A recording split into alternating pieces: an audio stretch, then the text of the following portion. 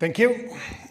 First of all, I would like to give you a short video that is sort of to give you an impression of the expectations that are on a premium operator today. This is how we see it. This is how we want to be perceived by the customers. And yeah, let's roll.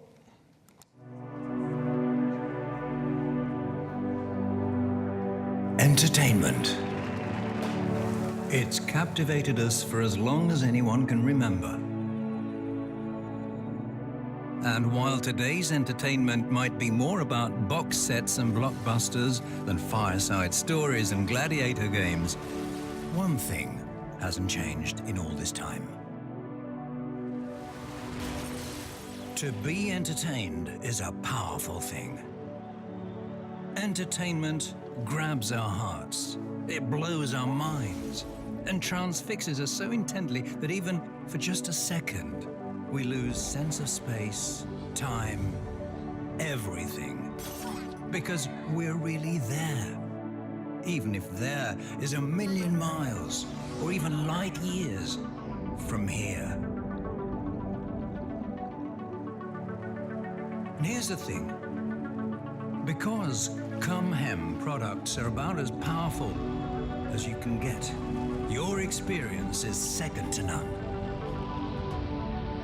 Take Com-Hem broadband, giving you Sweden's fastest speeds.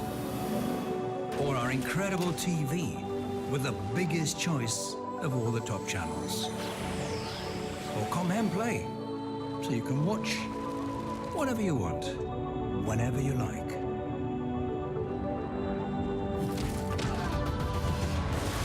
We're proud to unleash all this power into your life, giving you the intense experiences you deserve. That Sweden deserves, something everyone can feel, something so powerful it makes you part of it. And when you're a Com-Hem customer, you are part of it. Of today's amazing innovations and all the brilliance that's still to come. Com-Hem to a more powerful experience.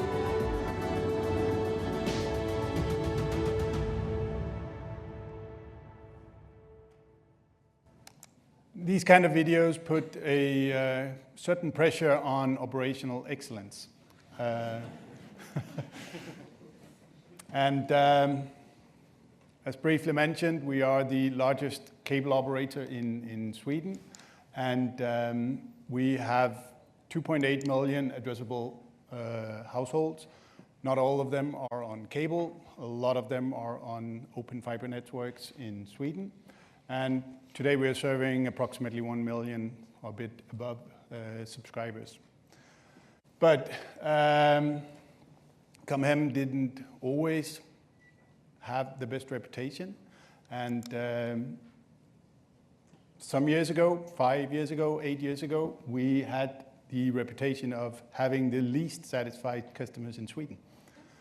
And that's not necessarily a good thing in a new, very competitive environment. Looking into the products, this is how we used to see ourselves.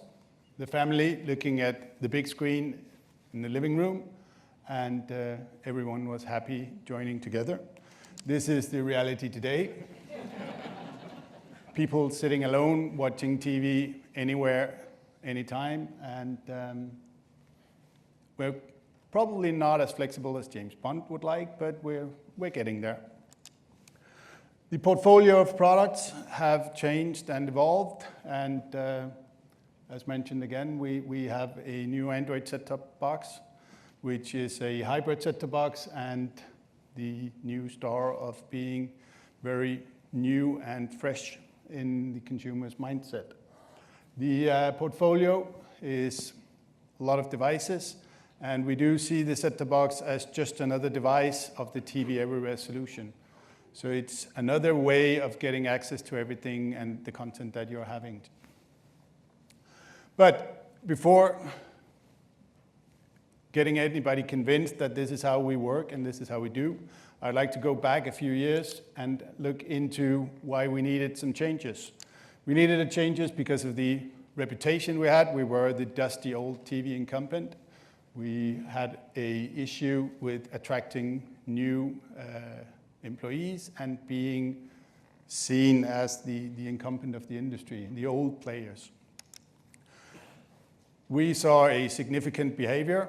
I think everything that is being presented in the past 2 days is being multiplied when moving into Sweden because of high competition and customers in general being very digital. We also saw that time to market was becoming increasingly important, and we needed to do something to get products faster to market and continuously improve them over time. So, in 2014, we initiated a customer experience initiative, which was looking at the entire organization, and we had a clear goal. We wanted to have the most satisfied customers in Sweden. Several projects, and we changed the organization in order to make sure we got there. And quality of service was the top priority in getting there. And the reason for customer experience to be the most important thing was that the customers don't really care why there is an issue. So if you look at this one, this is what a customer often experiences. And when looking into the silos of the way we used to work, this is what the capacity department saw. These are the issues that they experienced. When looking at the quality of the HFC network, they discovered this one. And looking into TV, they may only have seen a small issue on the video playback. The Network Operations Center, they of course see everything, but they do it in a very short time frame.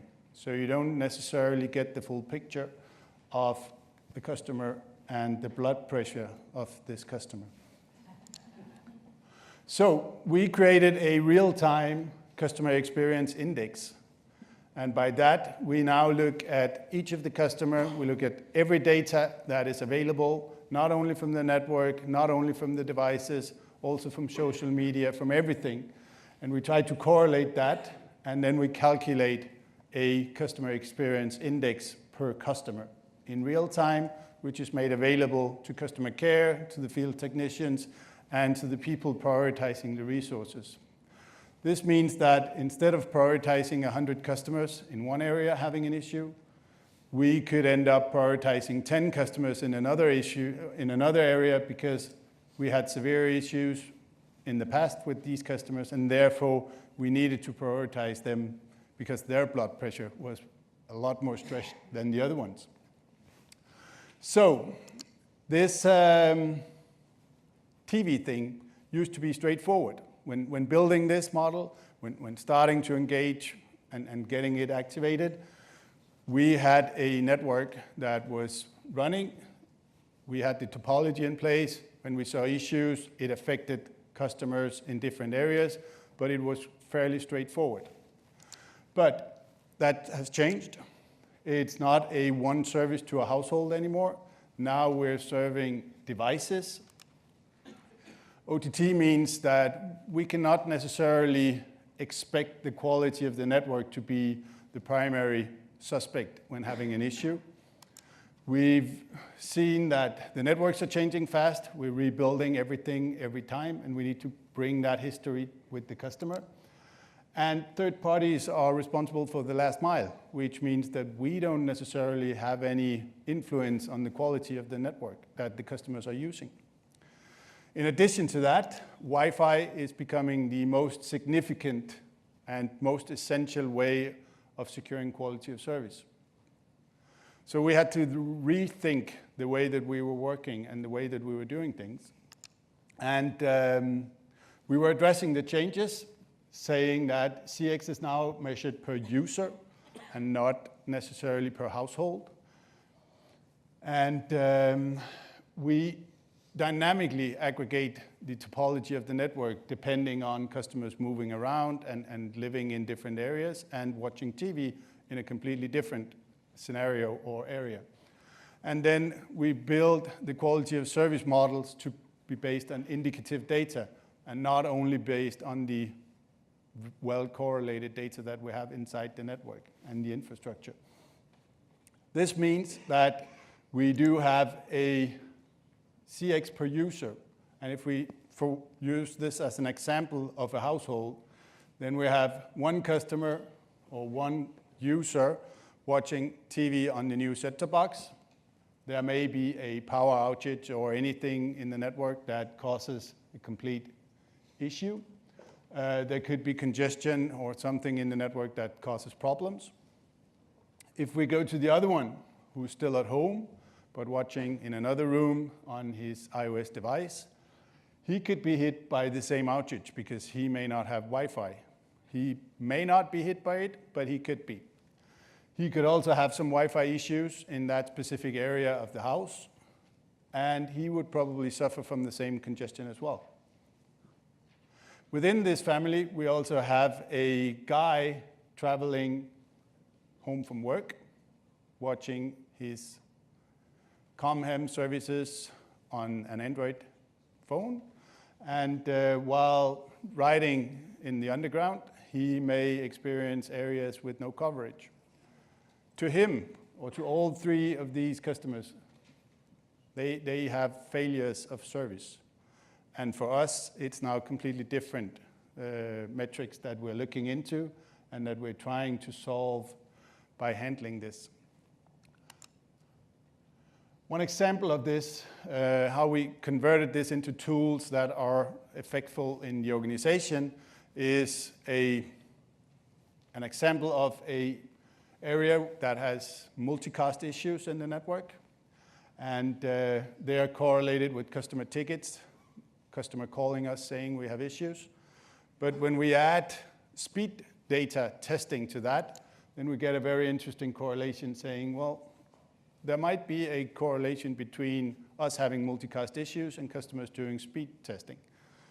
So we've learned that, and this is fairly simple, I think we've learned that there are 2 times when a customer are using speed test. One is once we've upgraded them, we've given them a better speed on broadband, or they acquired a new speed themselves, or if they have an issue with capacity. If they don't get the speed that they think they're paying for, then they do the testing. And usually, they wait 2 weeks before calling us because they say, well, we'll give them some time to fix it. And now, by doing this, we actually do fix it. So we have the time, we get the information, and we correlate the data real time, and we can fix issues before customers calling us and before the blood pressure is increasing too much. This is a lot of talking, not too much numbers, but I added a few. We've had record low churn in 2017. We have been #1 on the Netflix Speed Index for the past 3 years. Same goes for the Google YouTube ISP Index. We've received awards for the fastest broadband in Sweden in 16 and 17. And we've seen significant improvements of NPS, Net Promoter Scores, throughout the years. And as you recall, I said we had the least satisfied customers. We're not home free yet. We're not clear of our goal. We haven't reached our goal yet, but we're getting there. As you can see, 2017, we placed second in the Swedish market.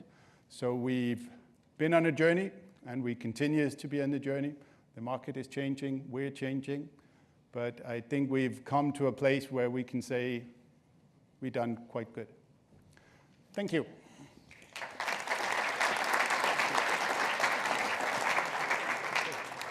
Thanks, Thomas. Do we have a question from the audience? If not, I'll ask a brief question. What's been the hardest problem that you've had to solve in the last year since you were here last? In the last year, Yeah. We changed the culture. So we changed the organization again from being a ITIL driven with technology and development in one organization and operations in another one, we've merged that into a DevOps organization and started working on the culture of getting that up and running. So I think that has been the hardest part. A lot of projects has been running, but they're on track. So it's a business transformation thing. It's more of a cultural transformation, I would say, yeah. Okay. I don't see a hand up, so thanks very much indeed. Thank you.